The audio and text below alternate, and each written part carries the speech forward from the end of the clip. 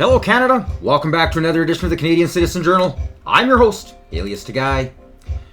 Well, we have some outstanding news going on. It looks as though we are going to see peace in the Middle East. And we're not just talking about Palestine. From the sounds of it, these talks have garnered the attention and focus of all of these Mid-East countries. Now, of course, Canada, and I hate saying it that way. In fact, I'm going to correct that. So, Canada. The Liberals and their hate machine and complete, just immoral ideology has played zilch, nada part in this.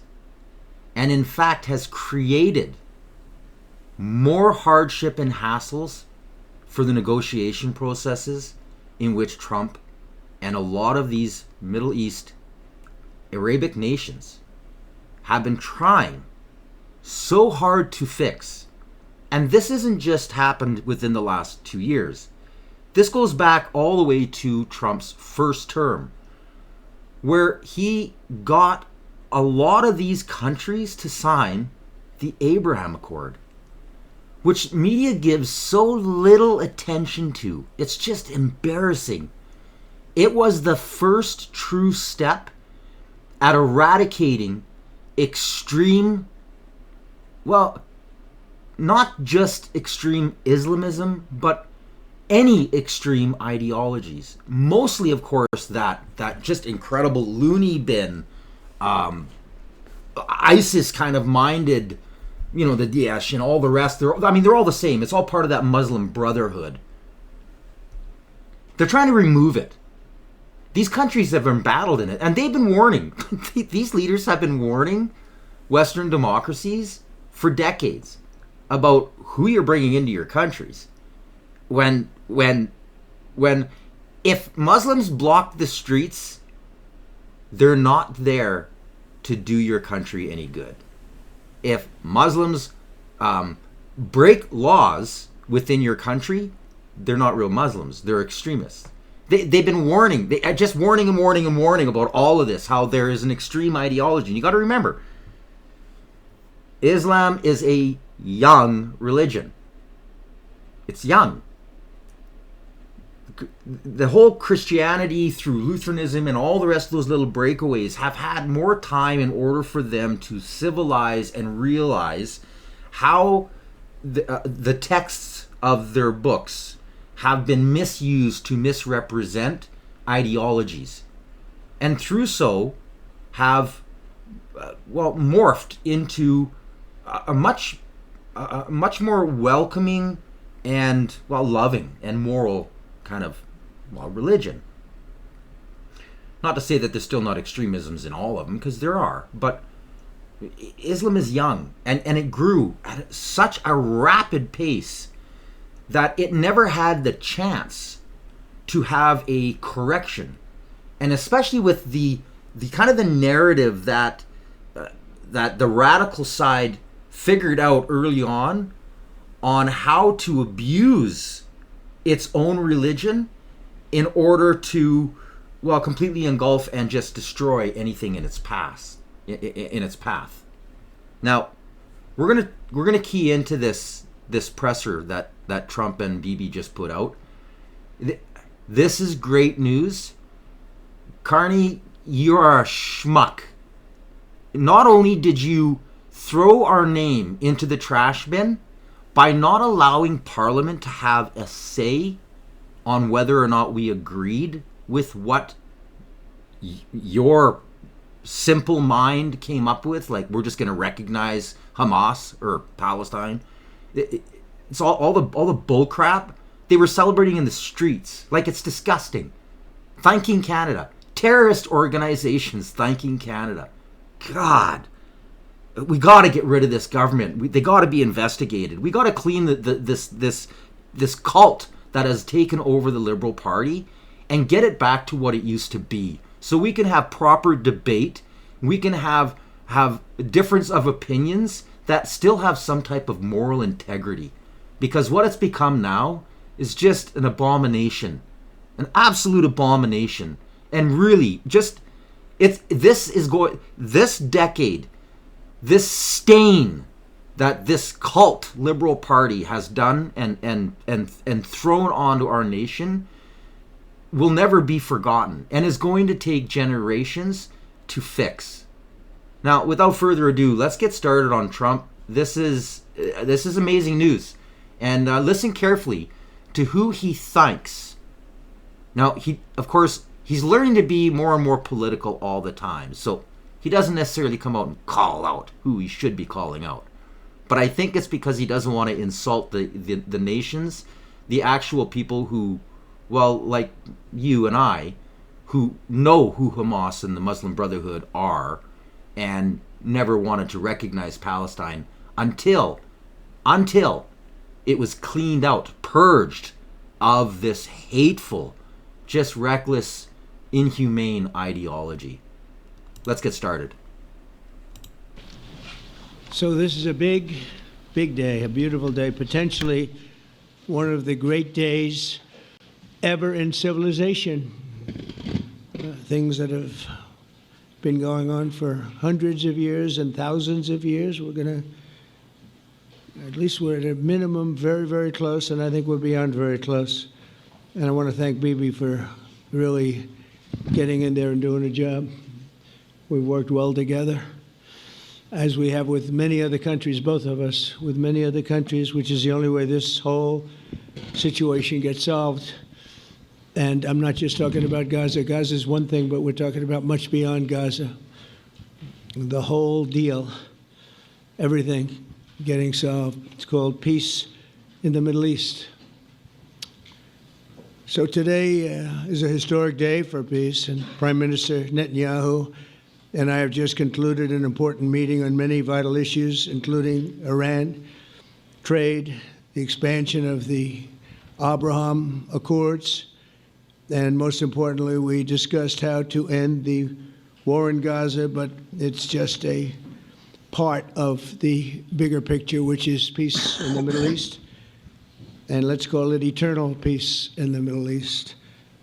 So this is far more than anybody expected, but the level of support that I've had from the nations in the Middle East and surrounding Israel and neighbors of Israel has been incredible, incredible. Every single one of them.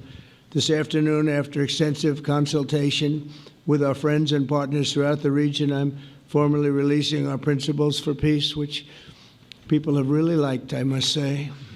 And these are done, not just routinely done, these are done with total consideration and working with the nations that we're talking about. All of these nations have made contributions to those suggestions.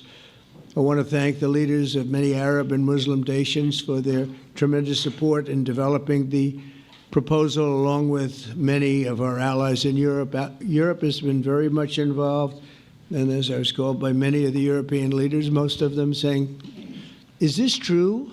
Are you really doing peace in the Middle East? This is the most incredible thing we've heard. Some think it's the biggest thing they've ever heard. They called just to find out, was it just a rumor or is it actually done?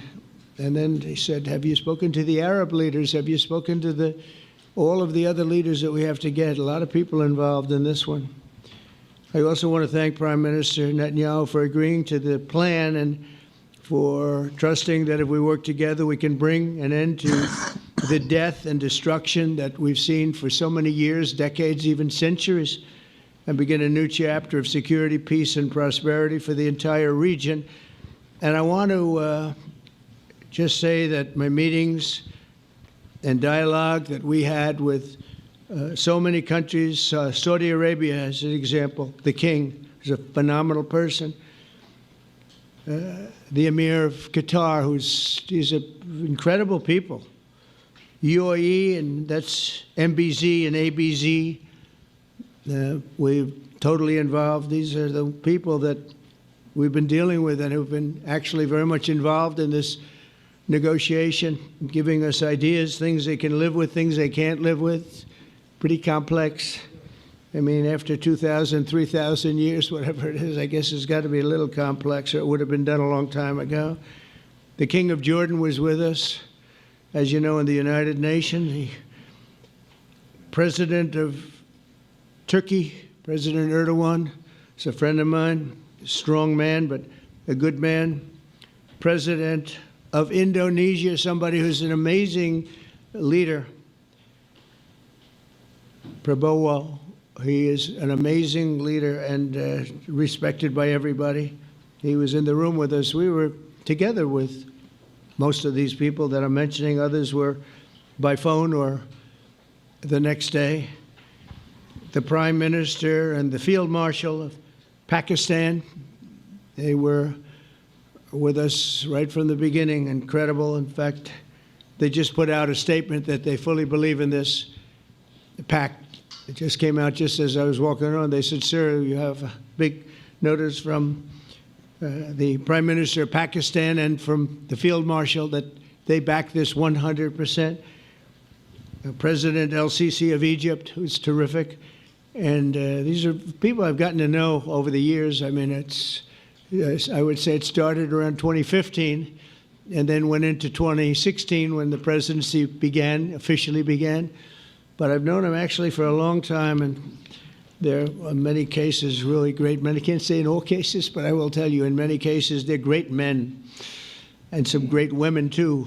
They tend to be mostly men, however, I will say that. But if accepted by Hamas, this proposal calls for the release of all remaining hostages immediately, but in no case more than 72 hours. So the hostages are coming back, and I hate even saying this from the standpoint, doesn't sound right, but it is so important to the parents. The bodies of the young men, I believe in almost all cases, the young men are coming back immediately. I met with parents. The parents felt as strongly about getting the body of their dead boy back as they did as though the boy were alive and well. It's so important to them. And it means the immediate end to the war itself, not just Gaza. It's the war itself. Under the plan, Arab and Muslim countries have committed, and in writing in many cases, but I actually would take their word for it. The people I mentioned, I'd take their word for it, to demilitarize Gaza, and that's quickly. Decommission the military capabilities of Hamas and all other terror organizations. Do that immediately.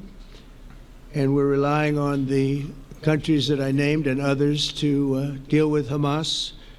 And I'm hearing that Hamas wants to get this done too, and that's a good thing. And destroy all terror infrastructure, including the tunnels, weapons, production facilities. They have a lot of production facilities that we're destroying.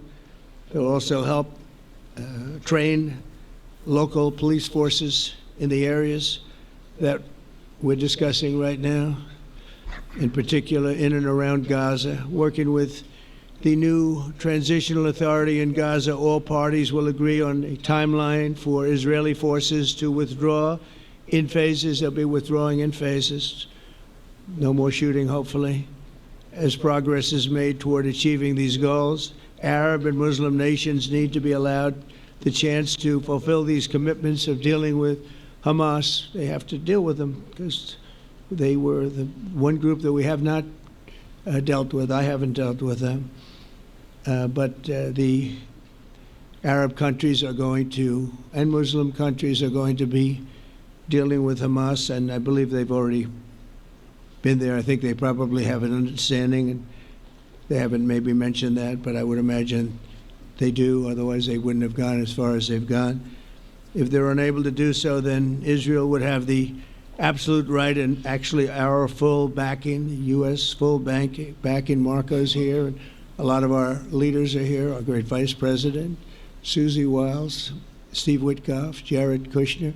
They've been so involved in this process. I don't think anybody else could have done it or even come close. But it's we're right there. We're right there. First time in thousands of years, I think you can probably say, if you really look into it, if you study back, if you're a scholar, you would say thousands of years. Israel would have my full backing to finish the job of destroying the threat of Hamas. But I hope that we're going to have a deal for peace. And if Hamas rejects the deal, which is always possible, they're the only one left. Everyone else has accepted it. But I have a feeling that we're going to have a positive answer. But if not, as you know, Bibi, you'd have our full backing to do what you would have to do. Everyone understands that the ultimate result must be the elimination of any danger posed in the region, and that danger is caused by Hamas. The tyranny of terror has to end, and this is, again, something that we're looking for. This is eternity. This is for forever. To ensure the success of this effort, my plan calls for the creation of a new international oversight body, the Board of Peace, we call it, the Board of Peace, sort of a beautiful name, the Board of Peace, which will be headed, not at my request, believe me, I'm very busy, but we have to make sure this works. The leaders of the Arab world and Israel and everybody involved asked me to do this, so it would be headed by a gentleman known as President Donald J. Trump of the United States. That's what I want, is some extra work to do, but it's so important that I'm willing to do it. Now the kicker is that so many people are ill-informed thanks to propaganda, and we're going to dabble a little wee bit on that on an extraordinary interview that was done from the National Post. Trump's been trying so hard to work on this to end all, and he's dealing, like I said, he's dealing with hundreds of years, thousands of years of tribalism and fighting and religious wars, and now that all of these countries are, established and they've kind of got a permanency within the African continent, he's been trying to get each of these nations to work with each other and amend a lot of just the sourness they have, and to forgive. So he's using their own religions as a basis for peace. Thus, the Abraham, quote unquote, Accords. The saddest part about everything that's going on is he's going to have this so-called Ministry of Peace or Panel of Peace, or whatever. This is what the UN was invented for. The UN has fallen so deep into the elite's grasp. It's used for politics instead of people. It's used for propaganda instead of people. Power over freedom. It's lost its way.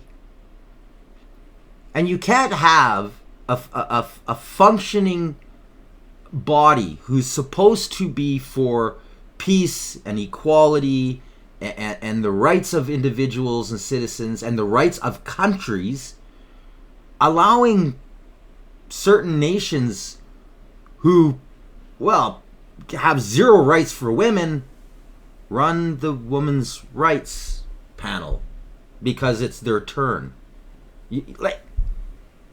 So it's completely dysfunctional, and Trump knows this. Thus I hope you watched previous episodes where he just absolutely smashes the UN in his speech. And again, check out Reality Revealed, the sister channel I created, because I'm constantly putting videos on there that are being scrubbed off of the internet, or there's a risk of it being scrubbed off the internet. I've been putting them on there to make sure that they're there long after I'm gone, I hope, so that everybody has access to them. But anyways, back to the UN. So he's created this with these other nations who are seeing the problems and saying, okay, well, we can't trust the UN because you got countries like Canada and the UK and most of the liberal Europe who are going against everything that we've been trying to work behind closed doors on. They don't want their trash out in the open. They've been trying to fix a lot of these problems. And how do you do it when you've got outside countries with long sticks ran by the global elite who are constantly trying to use war to steal nations' resources and it's just the UN is so bad. And Canada elected Carney. I mean, he's like one of the most evil frickin' investor CEOs there is. And again, previous episodes, like what they're doing in Brazil and all over the world, like this, these guys are, well, there's no other way to put it, but they're evil. They got no heart. They don't care about you. Now, I'm not saying Trump is perfect. He's far from it. And a lot of the stuff that he rambles on, guy's got to shake his head and you go, oh boy. But for the most part, he tries to understand what's going on, does his best, and he just don't put up with shit, which is half the reason that he blabs a lot of the crazy stuff he blabs, because he's just sick of dealing with idiots, which Canada's been ruled by for 10 years. So we're going to move on here. And now remember, if Hamas doesn't sign on to this and in the next 72 hours have all of those hostages and those bodies given up, or at least in transit and proof of it, Trump has pretty much just said he's going to give full support to Israel. And by the sounds of it, a lot of these nations like Egypt and Saudi Arabia that are all part of the Abrahamic Accord and being part of this talk and this negotiation and trying to push Canada and all the rest of these loonies out, the power to go in and just get rid of Hamas. So it's this way or the blasted highway, which is great to hear, because that means that there's going to be a larger coalition and maybe a softening or a recognition, I should say, a recognition to start showing the propaganda for what it is and start hammering these news agencies, these fake journalists who are just, they've been doing no justice to Palestine and the Arab and Muslim world. They've been helping ferment this evil part. I mean, it'd be back in the 20s all the way up to the 40s and 50s, these commercials of them running for the KKK. Like that, it's that ridiculous. It's just sad. And by the way, that was the Democratic Party for all those liberals out there who think that the Dems were the ones that ended all the slavery and all the rest of it. They were the worst. They were the worst. They loved it. Fear, hate, and division. It's just disgusting. Anyways, let's move on a little bit further here. The leaders of the Arab world and Israel and everybody involved asked me to do this, so it would be headed by a gentleman known as President Donald J. Trump of the United States. That's what I want, is some extra work to do, but it's so important that I'm willing to do it, and we'll do it right, and we're going to put leaders from other countries on, and leaders that are very distinguished leaders, and we'll have a board, and one of the people that wants to be on the board is the UK former Prime Minister, Tony Blair. Good man, very good man. And it'll be... Now, there's going to be some controversy with that pick because, even though Tony Blair has been kind of involved in this whole Israel-Palestine peace talks for 25 years, he's not only done nothing, he's actually said a lot of things and signed off on a lot of things that are, they weren't good. Now, as far as I'm concerned, I think Tony Blair's a bit of a buffoon. He's I won't say a warmonger, but he's a bought and paid for politician. So this kind of scares me. And when this came out, through a lot of the Israeli material that I follow, I do this stuff 24 hours a day. So I was already reading articles that he was probably going to be named the so-called czar or the head, or they can call him whatever they want to call him. This is a major thorn in Israel's side. So Benjamin Netanyahu he's really, he's gone out of his way to try to make this happen. He really has. Because, I mean, if he's going to let Tony Blair pretty much be the czar of the new Palestine state, his party don't like him.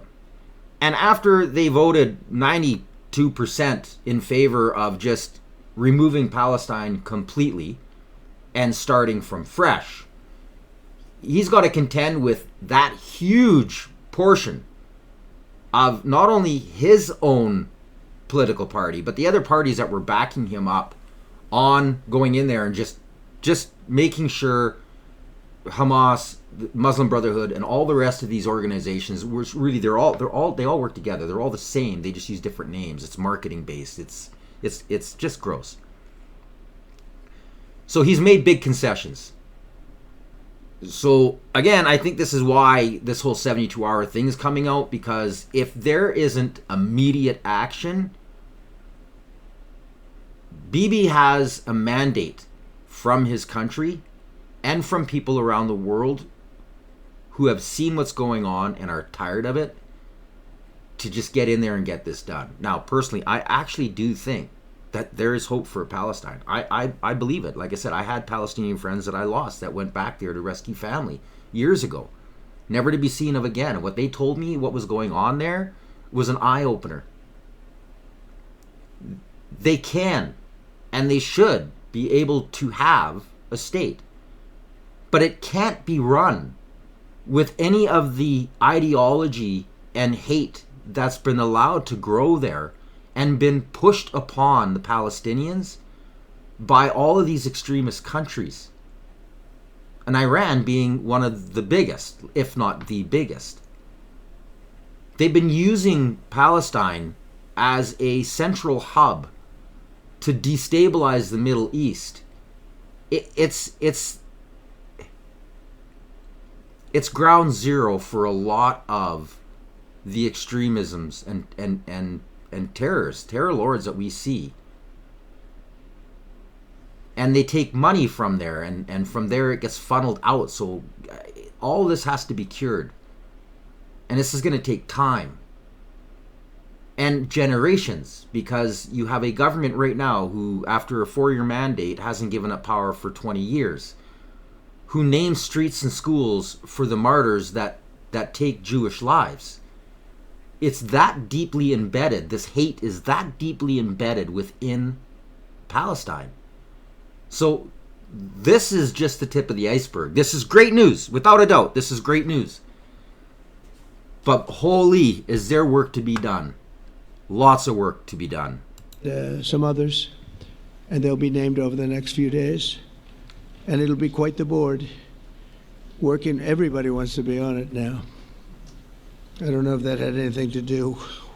They named me and everybody else wanted to be on it. I guess they figure, well, he's a soft touch. He'll be easy to deal with. No, they want in there for political prowess. You can guarantee the Canadian government is licking toes right now, trying to get in there to make it seem so that they, oh, well, no, we had a part in this and we're going to have a part in this and, oh, we're just... Canada, our leadership are imbeciles. Absolute imbeciles. And I really hope that whoever this board is when they get put together, make sure that all of the people that were stopping and slowing and throwing grenades into this this deal, this work for peace gets, well, first of all, completely boycotted from being part of what's going on in Palestine. And I hope that they shine a light on and not necessarily the countries, but the political parties who are leading these countries like ours, to show how how bad, how morally corrupt they are, and how this could have been solved a long time ago if it wasn't for power, money, and all the rest of it. Working with the World Bank and others, it will be responsible for recruiting and training a new government that will be made up of Palestinians along with highly qualified experts from all around the world. Hamas and other terrorist factions will play no role in the board, but they'll play no role in the governance of Gaza at all, directly or indirectly. As you know, thousands of Hamas leaders have been killed and soldiers have been killed. And we can never forget October 7th, but thousands have paid the price for that. And now it's time to get our hostages back and get back to trying to build something that's really great and very important. In our meeting today, Prime Minister Netanyahu was very clear about his opposition to a Palestinian state. And he continuously mentions October 7th, and I understand that. Most people do.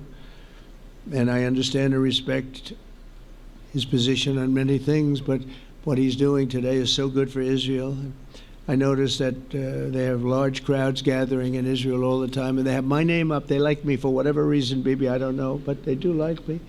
But they say two things: please get the hostages back and please end the war. They've had it. It's had it. So I think it's a very popular thing you do, because he's a warrior.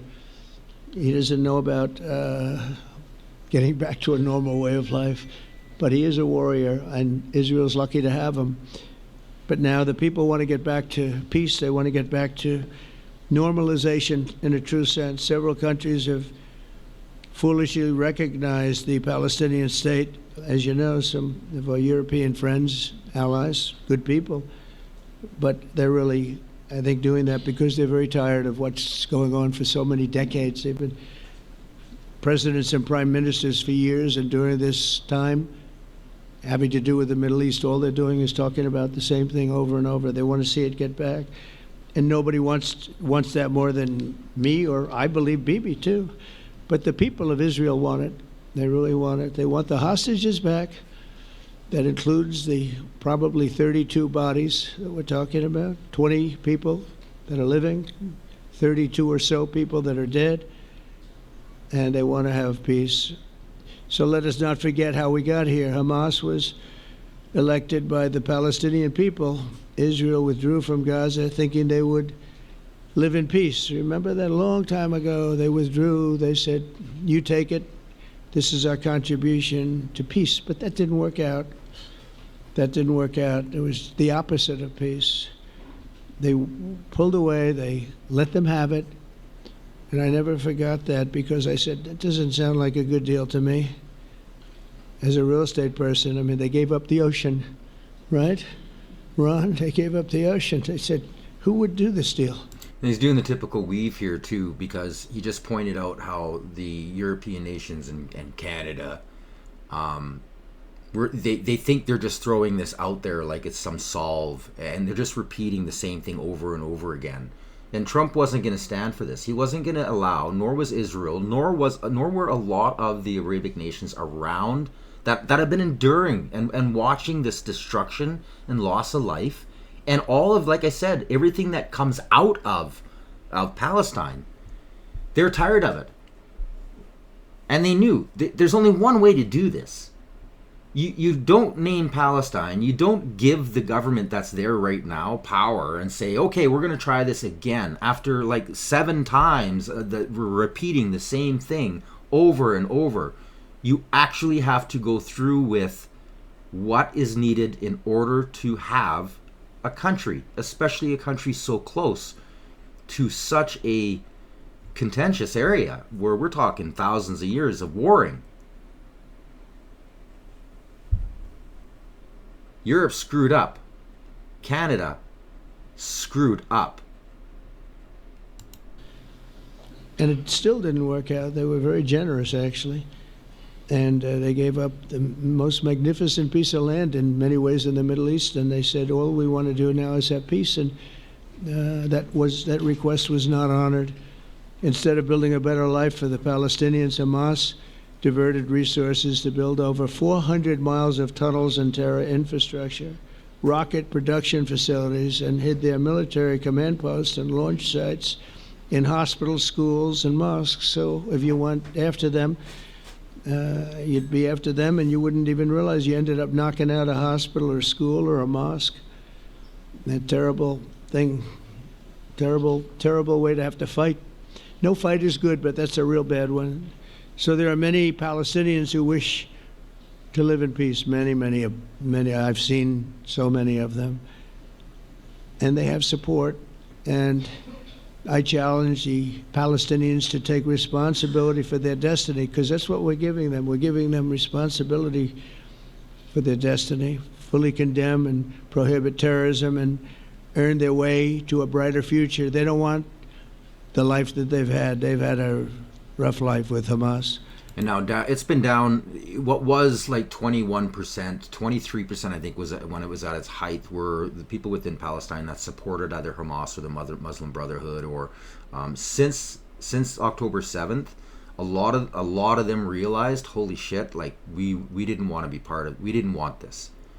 And then, of course, from Israel going in there and exposing and showing the world, and of course getting rid of a lot of the Hamas, Muslim Brotherhood, Hezbollah, that number's dropped. It's down to like 7% support. But again, you have generations that have been brainwashed to think that, you know, they're going to go to heaven and be a martyr if they take a Jewish life. And this has to be removed.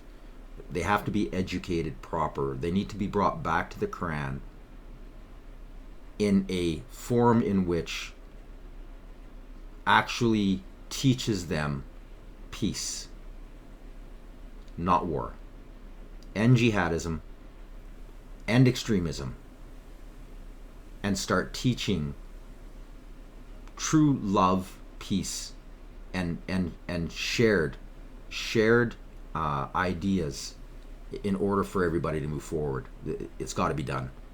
And with no help from Canada funding like we are right now, more millions and millions of dollars they've been sending in there that goes directly to Hamas or to the government that's full of Hamas and Hezbollah. Our government is just, man, they're bad. They're just so bad. So I'm gonna get away from this. As always, I post a link. This is just the actual from the White House clip, so there'll be no news. It's everything from Bibi and Trump. And I'm going to kind of shift focus, staying on the same topic, but bringing this where we are in Canada. Now, we're infiltrated. Big time infiltrated. And we're seeing it in the streets. We're seeing how the universities have been used to corrupt the minds of our youth. And they don't know any better. And the reason is because Hamas and Hezbollah, the Muslim Brotherhood, have also infiltrated propaganda, politicians. And again, now we're dealing with a beginning of a line. Even though we're so far from Palestine and Israel, we are now starting to see the first generation where now the people who have been brainwashed are having kids, and they're raising kids to be anti-Semite. Well, we see it on the streets. They got their kids with them while they're protesting, and the kids are right in there. Now, there was a great interview. I mean, an absolutely fabulous interview done on National Post. And the title is Hamas's Plan to Infiltrate Media and Campuses Worked. And it's got a former FBI agent. I'm going to play a small clip, and I urge you, when you have the time, links below. Watch it in its entirety. Now, even though the majority of it talks, because she's the FBI, that she talks how this happened in America, if you take everything she says and you just flip America on its back to Canada, you will understand where they are here. And what's even worse is that our country has been infiltrated even more than the States has. And we're going to dive into that with the government's new labeling the Bishnoi as a terror organization and put some truth out there. Listen carefully. Most Canadians are probably unaware that the Hamas terrorist network has spent more than 2 decades infiltrating North American campuses and media. Their documented stated goal? Hijack the narrative and secure unintentional support for terrorism from the broader public. And according to my guest today, their strategy worked. I'm Terry Newman with NP Comment, and my guest today is Lara Burns. Burns is an attorney and... Now, I'm going to scroll ahead. I wanted you to hear the introduction. Listen carefully. And Hamas is not going to bow down to that easily. They never have. It is for Hamas total victory or death.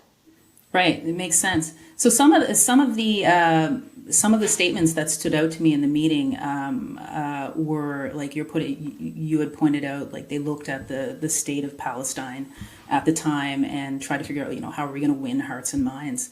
One of the statements they say is, what is the entire infrastructure of the Palestinian people? It's in tatters and the condition is bad. Why don't we tie this to the occupation? So in terms of creating narratives, that was there very early on.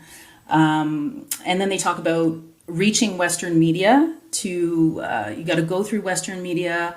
I believe that there's a big desire in American media, the famous outlets in America, to understand a point of view representing the Islamic movement. So they kind of seem to understand something about the psychology of America, where they want to, they feel like, somebody is being oppressed, like, let's take advantage of that.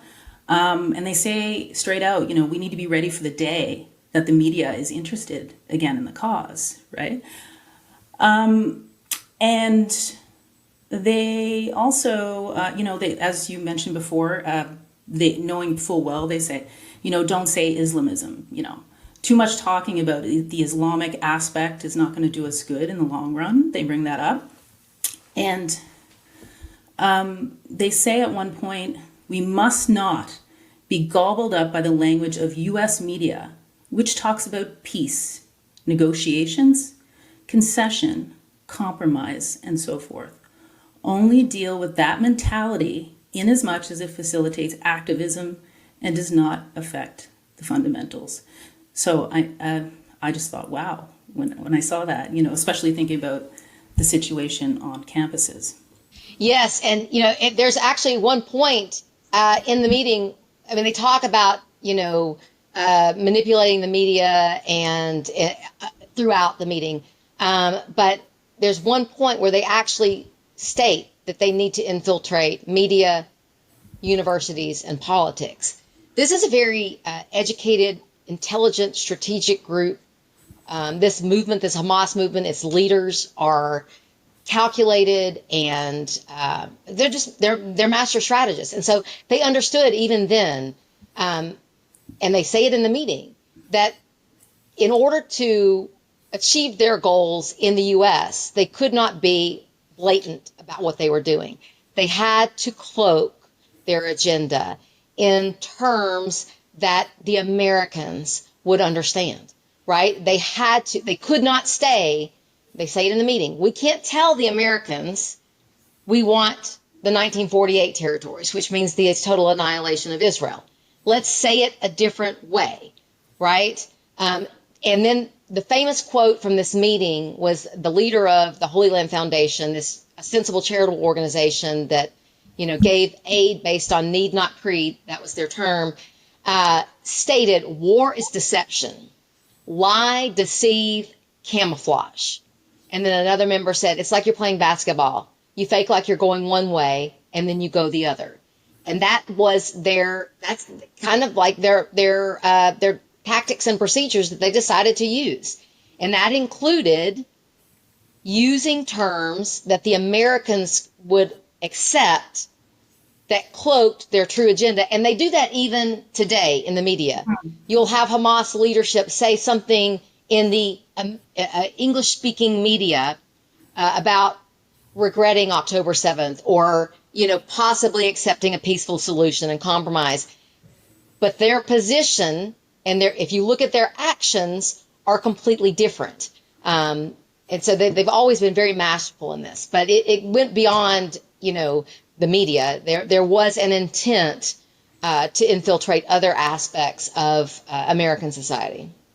Right. Yes, it talks about, first of all, we want the message. We want the Islamic message. We want to go to imams. We want to go to community centers. We want to have these things outdoors, which we see almost every week now. We want to get into the media. We want to publish things. We want to set up research.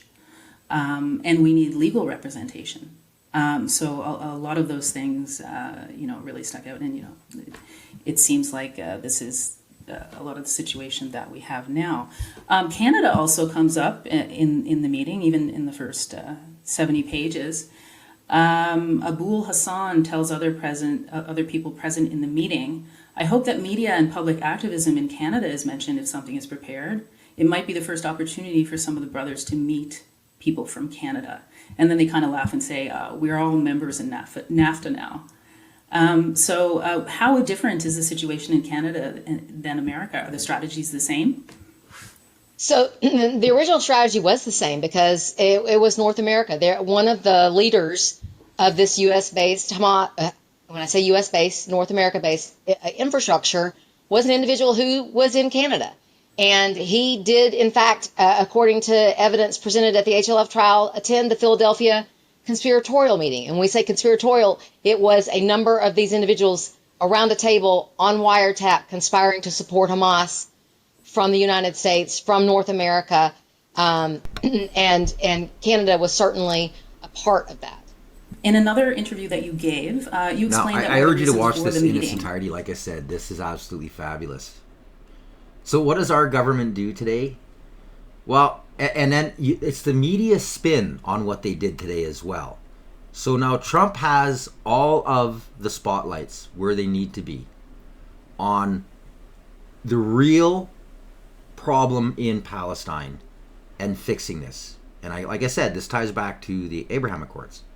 That again, the media has been trying so hard to hide from the people. The great, like just the Abraham Accord was just an amazing peace deal that nobody thought was even possible. That gets zero media coverage. Now to Canada, what do they do today? Oh, well, we're going to make our own kind of announcement to sound like we're coming against terrorism as well, and we're going to name the Bishnoi Gang a terrorist group, which the Conservatives have been fighting for years. And the media throws a spin on it. Right away they throw a spin, trying to defend their liberalism, which is disgusting. They're saying how, this is again pointing out how India's links to the Bishnoi Gang and lies, people. This is all lies. Let's just kind of get a little bit of the reality and skip the propaganda about what's really going on behind the scenes and how the Liberal Party is still using India, as they do other countries, to garner votes, to spread fear, hate, and division amongst its citizens for power. Here's the truth. Lawrence Bishnoi Gang has been listed as the terror entity by the Canadian government. The Canadian government statement says acts of violence and terror have no place in Canada, especially those that target specific communities to create a climate of fear and intimidation. The Canadian government also says in the release that Bishnoi Gang is a transnational criminal organization operating primarily out of India. They have a presence in Canada and are active in areas with significant diaspora communities. Now, anything owned by that group in Canada, property, vehicles, money, can be frozen or seized and given Canadian government more tools to prosecute terrorist offenses. Lawmakers in Canada from a very long time have been demanding strict action against Lawrence Bishnoi's gang. But question here arises. There is always a difference between a transnational gang and a terror entity. But it looks like Canadian government has put this group in a terror list, and to mention India in the release is mainly to appease anti-India Khalistani groups who are not liking India-Canada relations heading back to normalcy. Both India and Canada have advanced cooperation in dealing with the transnational gangs. In fact, last week, NSAs of both countries met in the national capital. Also, no doubt, Lawrence Bishnoi. Far cry from what you're hearing in our media, isn't it? India's after this guy too. They got him. The brother, they're working on this. They totally see what the Bishnoi gang is. They've been warning the Canadian government about the Bishnoi gang. But they were also seeing what was making Bishnoi grow so fast in Canada is that we were already helping and funding and promoting other groups that are even more damaging and actually fall under the definition of a terrorist organization. Is a gangster, but some important questions need to be asked of the Canadian government. Question number one, what happened to the list of gangsters and antisocial elements provided by the Indian government to the Canadian government? Question number two, when will Sikh for Justice be included in that list? Sikhs for Justice. Now, if you're new, check out the videos I did. I did a two-part series on them about the Khalistanis, and it includes these organizations because they're all kind of interlinked. And right now we have the Bishnoi at war with the Khalistanis. These were the people responsible for Air India Flight 182 and the deaths of way too many innocent people. And a second bomb that was found that didn't go off. Thank the Lord. That, as I mentioned in previous episodes, the government of Canada was warned about. But Trudeau Sr. was, well, more concerned about keeping power and getting those votes than he was the actual threat or knowledge of what was to come. These people are real terrorists. Till this day, they're hiding documents. And again, I found out lots and exposed them on those Khalistani episodes I did. Question number three, why was Indrajit Gosal, the chief coordinator of Sikh for Justice, was granted bail despite evidence against him? Question number four, when the CSIS report confirms, CSIS is the intelligence agency of Canada, confirms that Khalistanis are being funded by Canadians, why has no action been taken against the Khalistani groups? Question number five, how many extortion related cases have actually been solved by Canadian police forces? How many arrests have been made in those cases? These are some relevant questions that authorities in Canada should answer. He's absolutely right. And that is the truth. So this whole, the Indian government's involved with the Bishnoi gang and gaslighting, propaganda, people, propaganda. And this is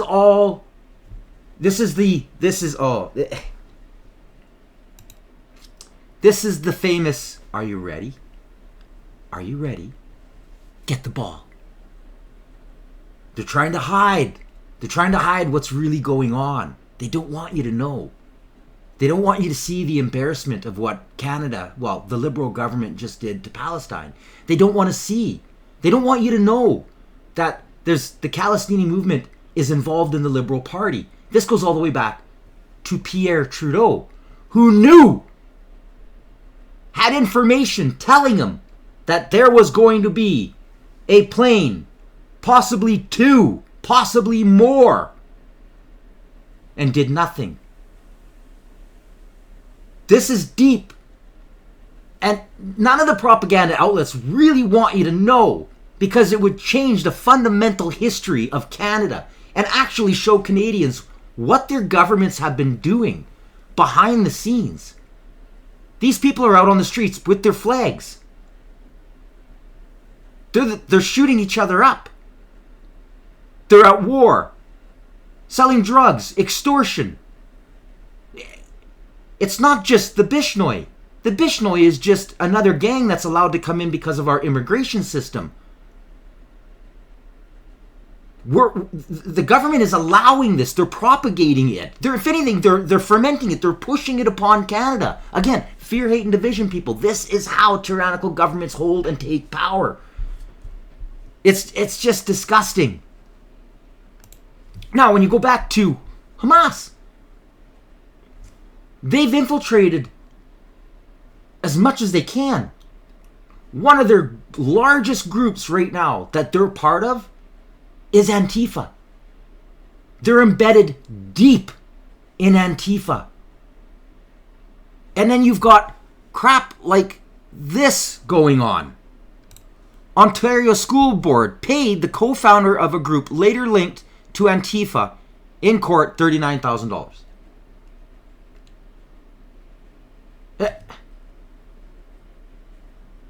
This is all done on purpose. This is the dystopia that the Privy Council released this. This literally is the Liberal Party platform that you don't see. And again, previous episodes. And you've got people who are coming out and they're being, oh, you're racist, you're misogynist, blah, blah, blah. And the media just keeps pushing and pushing all of this, the gaslighting and fake just insanity. It's to the point now where crime, we're worse than the States, people. Who would have ever guessed that crime, especially violent crime, would be worse in Canada per capita than down in the States? Well, take it from the cops. As we travel around our communities, all of us as chiefs, we're hearing more and more often the conversation in the restaurants, the conversations in the parks or in the shopping malls are around crime. And Canadians are becoming fed up, rightfully so, with crime and particularly violent crime. And Premier Ford mentioned this morning that in polls that they're doing, crime has risen to at the top or close to the top for concerns for the provincial government. Obviously, the economy and other things as well. But I think it's incumbent on every Canadian to speak up. Canadians are becoming fed up with crime. I heard it last night at a fundraising event for the Oakville Hospital. One person there was a victim of a violent home invasion. Another one was talking about, is it time for people to arm themselves and take a different approach? We don't want Canada to become that. We want Canada to become the safe country and communities here that we were before. But every Canadian has to speak up and let our elected officials know that this is a severe concern for all of us. This is the police trying to get the word out. They can't come out and say, it's liberals, you got to get rid of them. Although they all know it's liberals. And they're all against the gun grab. They're all against it because they know that's not the problem. They're seeing the propaganda. They are witnessing it firsthand. This is why people are not joining the police force. Recruitment has just plummeted. This is why early retirement in the police force is like astronomical. Mental health has become one of the leading problems within these forces. The revolving wheel of seeing people do these horrible acts of violence against people and then having to arrest them the next day going, what? What? How can this be? It's taking its toll, not just on society, but on the actual people who are there to protect us. They can't do their job. They're speaking out. Hello, media. No, the media won't do it. This is why you need to like, share, and subscribe. You gotta get the word out because propaganda won't do it. They're too busy protecting their payers, They're puppet masters. These people are enablers. Enablers. Like, ex-NDP Charlie, the wacko, who likes, everything about him is contrary to the Canadian way of life. He's all for this whole new post-national state. They voted for all of this. They want all of this. These sycophants, psychopaths, just... Now, not only was the first bill bad, but within months of it being passed and brought to reality, they saw the spike already starting to increase in crime. So then they passed another bill, thinking, well, we're going to plug some holes in this. It ended up making it even worse. Don't take my word for it. Listen to the cops.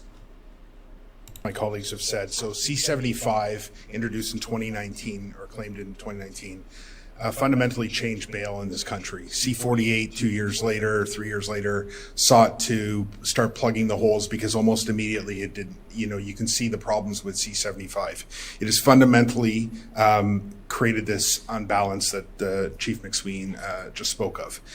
The reality is that where one of the driving principles behind C-75 was to impose the least onerous conditions possible.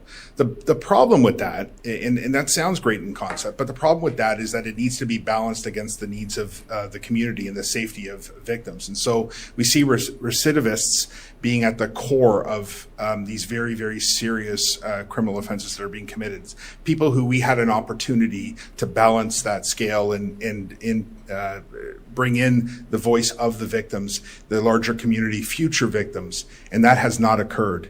The federal government, in passing this law, created special community courts to deal with bail. None have been constituted in Canada. Zero. It just doesn't exist. Zilch. And so Nada. These things are not new. These things have been happening for a while, and police leaders have been talking about this for some period of time. It's now we're seeing the impacts, the unintended or unintended consequence. He caught his tongue. But did he? Did he? Or does he know what I know, which you know, especially my longtime subscribers? This is what the Liberals want. They want fear, hate, and division. And chaos. They feed off it. Of well-meaning legislation that just simply did not find that balance. And Chief McSween is quite right. It's that balance that we're seeking. Now, as I stated, the Conservatives have been trying to get rid of the Bishnoi gang for a long time, as well as bring all of these other organizations into light and start labeling them for what they are, terrorist organizations. Now, the Bishnoi gang actually doesn't really fall into this because they haven't really created a terrorist act. But Canada doesn't have the rules in order to fight them, which is what the States, and thanks to Sam Cooper, the amazing, the one, the only, he's been trying to point this out for years. How the States has been trying to get Canada to get on organized crime.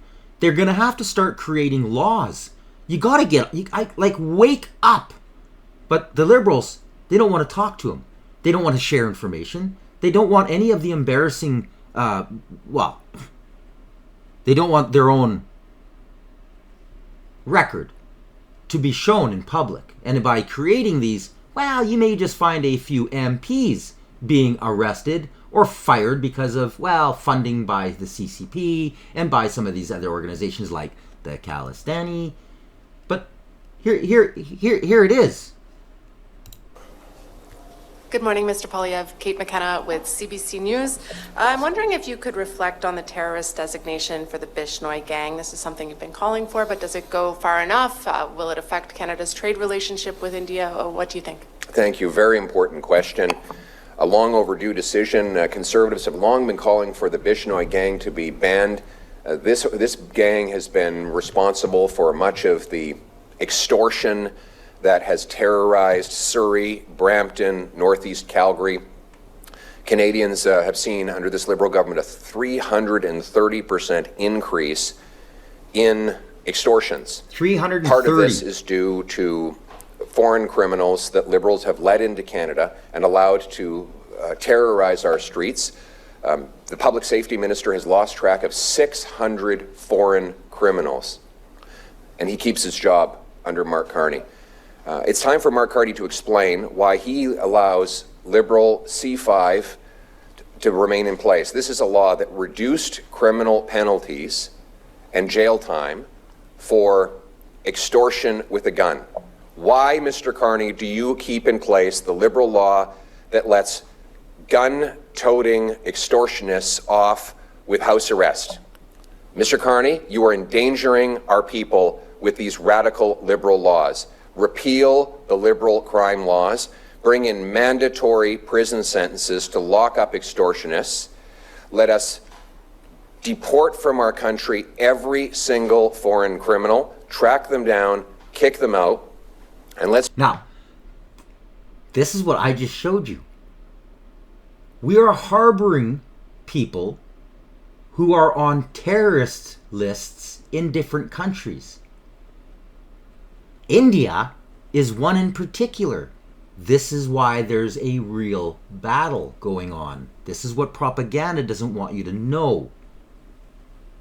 India gave a list and continually updates it with new people that they know are here, that are being harbored by our Canadian government, that are already on the terrorist lists. Just not the Canadian terrorist list. Well, no, you don't want to insult the people that are keeping you in power and voting for you. This is what Poilievre's getting at. They understand this. They see it. They have a very diversified cabinet. And through a lot of the Sikhs, Punjabs that they have within their party, they each know what's going on.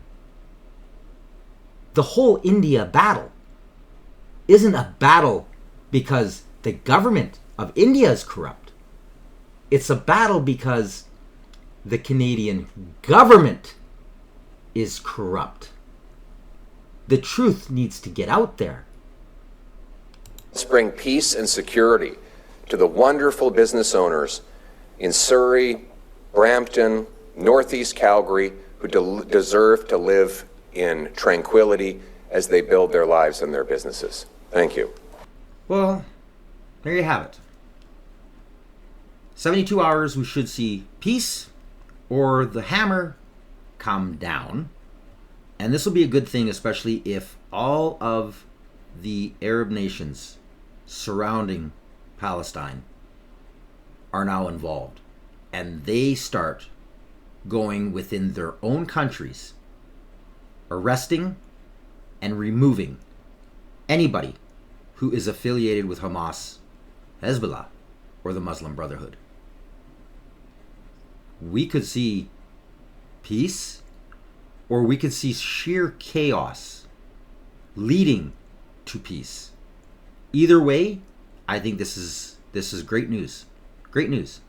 In the meantime, while propaganda gaslights you and we keep allowing more terrorists into our country and we promote terrorists, our government does anyways, and funds them,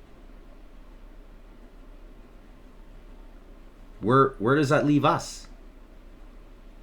Make sure you like, share, and subscribe, people. I hope you enjoyed the episode. If you're new and you have subscribed, punch that notification bell so you don't miss any future episodes.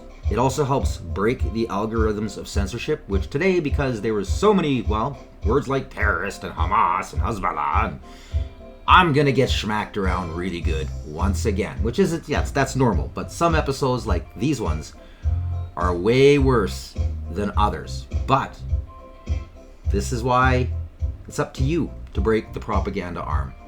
And this will also expose, well, a lot of people who are voting Liberal that don't see the truth because they don't see independent media like myself and a lot of others that are out there showing just the truth. Sorry, so sorry, just the facts. And of course, giving you all the links to all this information so that you guys can go do your own research. And as always, let me know how you feel in the comments. Until next time, I'm Alias Tagai. You've been watching the Canadian Citizen Journal. Stay informed.